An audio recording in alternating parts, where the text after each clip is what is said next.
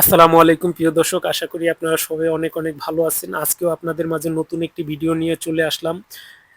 Rabeya agro ফার্মে 2025 এর পক্ষ থেকে।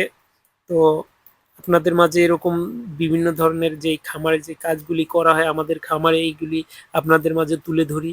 হয়তো ওরকমভাবে সবকটা ভিডিও আগে আমি কখনো এরকমভাবে ভিডিও তৈরি করিনি, যার কারণে আপনাদের মাঝে তুলে ধরতে পারিনি। এখন আমি গরু ঘরে পরিষ্কার করে, গোবর-টোবর পরিষ্কার করে, এখন যে ময়লা পিছনে লাইগা রইছে আরকি ফ্লোরে, এইগুলি একটু পানি মাইরা ক্লিয়ার করে দেব। নয়তো গরু যদি থাকে, গরু থাকতে থাকতে কিন্তু নোংরা হয়ে যায়, যার ফলে গরুর অনেক রোগবালাই হতে পারে বা বিভিন্ন ধরনের সমস্যা হতে পারে। এই সমস্যা থেকে উত্তীর্ণ হওয়ার জন্য এখন গরু ঘর পরিষ্কার করে দিব।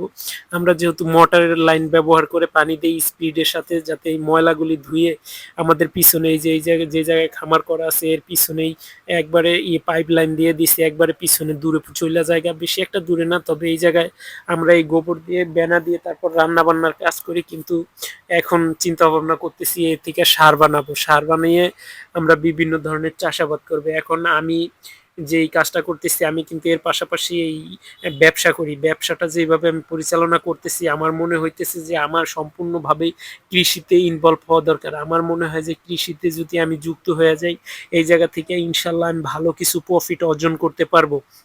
এর পাশাপাশি আমি আমি একটা এই যে কোয়েল পাখি আছে, কোয়েল পাখির খামার দেব হয়তো খুব তাড়াতাড়ি। তখন আপনাদেরকে আমি দেখাতে পারবো যে খুব তাড়াতাড়ি আমি কোয়েল পাখির খামার আমি কার্যক্রম শুরু করে দেব।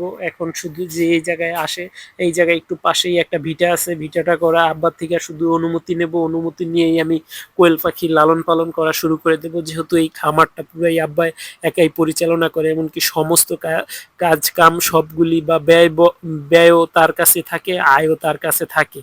এইগুলি হিসাবও নেই না আমি, বা এইগুলি আমি ওরকমভাবে কোনো কাজ করি না। তবে আমি এখানে শুধু একটু পরিশ্রম করে যেতে চাই আব্বার সাথে, আমি আব্বাকে সহযোগিতা করতে চাই। আমার বাবাকে যদি আমি সহযোগিতা করি তাহলে আমি মনে করি আরো ভালোভাবে আগাতে পারবো। আমি কিন্তু এখন টোটালি যেই কাজগুলি আমি করতেছি, ইনশাল্লাহ সামনে আমি আরো ভালো কিছু করতে পারবো, এরকম কিছু আশা আমার মনের ভিতরে আছে। যদি এই আশা নিয়ে আমি সামনের দিকে আরো ভালোভাবে কাজ করতে পারি, তাহলে আমি এই কৃষির লাইনের থেকেই কিন্তু আমি একটা সফলতা অর্জন করতে পারি। কৃষকরা কিন্তু আদেও কিন্তু লসে নাই ভাই, যদি একটু পরিশ্রম করা যায় তাহলে ভালো কিছু করা যায়। যে দেখুন আমাদের তিনটা গাভী আছে, একটা আছে, একটা আবাল বাছুর আছে।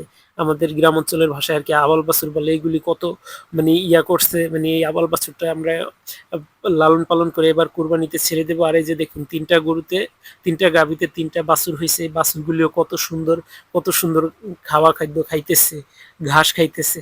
আসলে এইগুলি লালন পালন করলে নিজের ভিতরে একটা ভালো লাগা কাজ করে। তবে এইভাবে আমি প্রতিনিয়ত এই গরু বাছুর লালন পালন করে যেতে চাই, আব্বাকে সাহায্য সহযোগিতা করতে চাই। আপনারা এই চ্যানেলটিকে অবশ্যই একটু সাবস্ক্রাইব করে পাশে থাকবেন।